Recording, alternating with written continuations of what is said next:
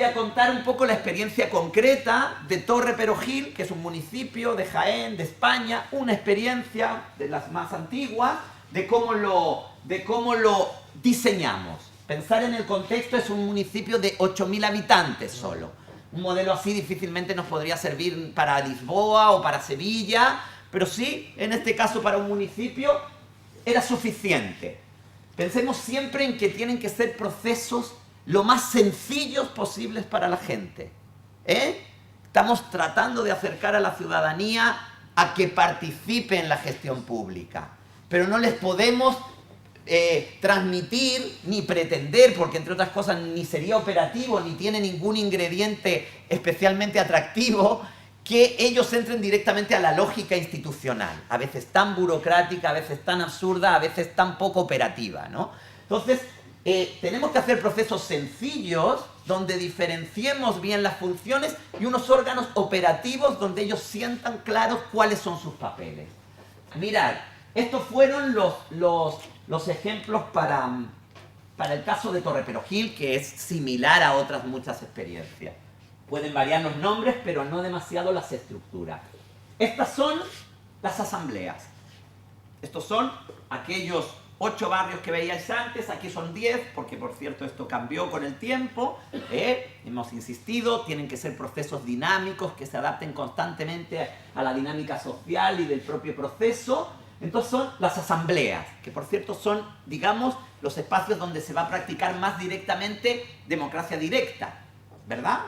Porque es aquí donde todo el mundo está convocado, donde todo el mundo puede participar, donde todo el mundo puede proponer, donde todo el mundo puede votar y decidir y donde va a salir un resultado consensuado, ¿vale?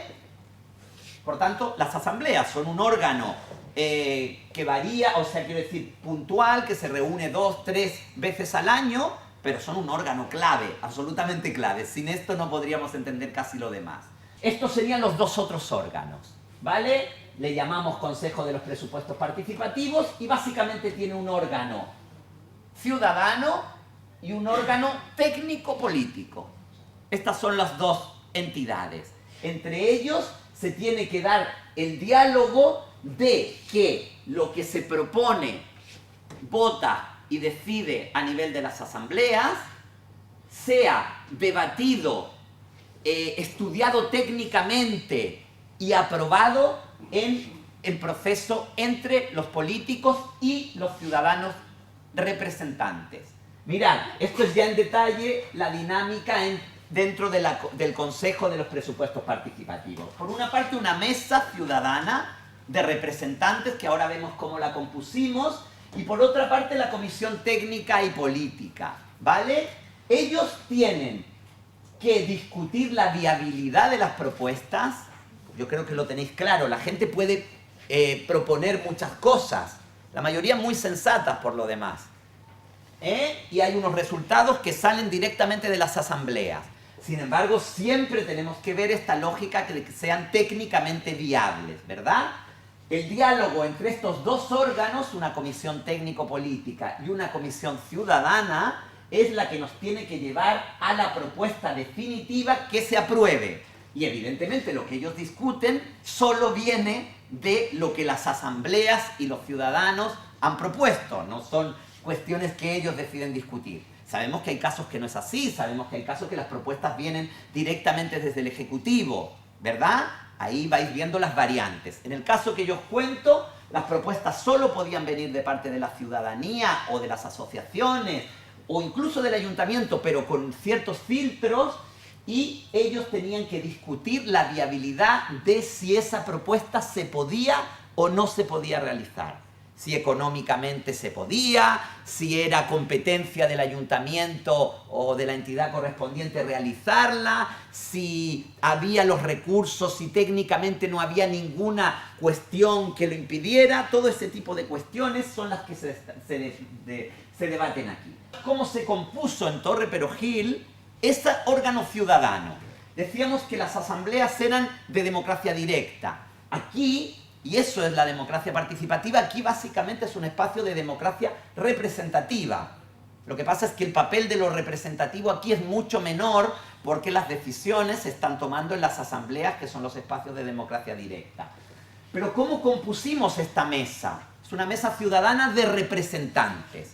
Nosotros conjugamos 3 elementos. Uno, el elemento territorial, que hubiera 2 representantes de cada uno de los 10 barrios que tenían asamblea. Los representantes los elegían los propios ciudadanos. Ellos se proponían, los demás votaban y anualmente iban rotando que cada año esa asamblea tuviera 2 representantes. Es importante esta idea de que rote, de que no sea siempre la misma gente y que todo el mundo pruebe esto de participar en una mejora en un programa innovador y por la transformación.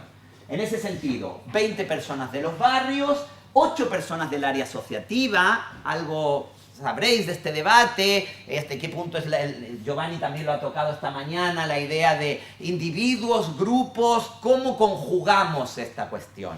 Entonces, evidentemente, el proceso de presupuesto participativo en Torre Perojil se planteó como un proceso básicamente ciudadanos que participan a título individual, porque cada persona tiene un voto, cada persona puede hacer una propuesta, etcétera, pero no nos íbamos a olvidar, evidentemente, de las áreas asociativas, ¿no? Entonces construimos esta idea, creamos 4 áreas, área de deporte, área de educación, área social y área cultural, y los reunimos. Estos eran las asociaciones que el municipio tenía y les dijimos que debía cada área elegir a 2 representantes para participar en la mesa ciudadana de los presupuestos participativos, donde ellos también podían presentar propuestas que se realizarían, etc. Disculpe. ¿Sí? Quiere decir que las asociaciones hacían un foro autónomo en cada una de las 4 áreas en que elegían a sus 2 representantes. ¿Sí? ¿Se entiende? Es decir, además esto provocaba un diálogo, costó, en un municipio donde había poca dinámica, costó que ellos entendieran de decir, pero ¿cómo? Representantes de las asociaciones culturales del pueblo, ¿no?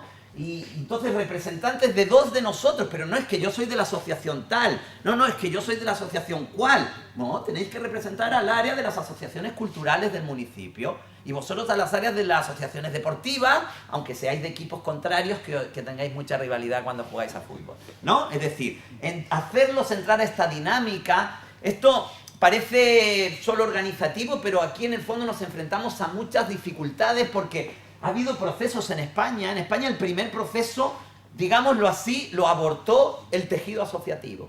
Porque sintió que no tenía la relevancia y el protagonismo que históricamente ellos habían tenido. Entonces aparecían los presidentes de las asociaciones de vecinos diciendo, pero yo, que soy el representante hace 25 años, voy a tener un voto igual que esa señora que está en su casa y es la primera vez que viene a una asamblea. Eso, no sabéis los problemas. Ya os digo, en Córdoba abortó el proceso. Definitivamente el proceso murió por un golpe de Estado que el alcalde, la alcaldesa tuvo que transformarlo y decir, bueno, ahora el presupuesto participativo es cada 2 años, bianual. ¿Os dais cuenta que eso es totalmente, si el proceso, estamos discutiendo el presupuesto de cada año, no tiene sentido, no se hace viable que se haga cada 2 años? La gente pierde el ritmo, la gente se pierde de que el proceso está en vigencia, absolutamente altera eso. Eso fue una medida que le impusieron las organizaciones y por tanto terminaron dándole un golpe de Estado al proceso. Es decir, ojo cómo conjugamos esta idea fundamental de que queremos que participe todo el mundo por el simple hecho de ser un ciudadano que vive o que de alguna manera está en ese territorio, con el hecho de que hay actores históricos, que por cierto muchas veces son muy positivos, son los más dinámicos, se han asociado por propia iniciativa, etcétera, etcétera. Nadie deja de reconocer ese papel fundamental, pero hay que conjugarlo. ¿Y dónde pusimos nosotros otro énfasis? En la idea de que queríamos que hubiera gente joven.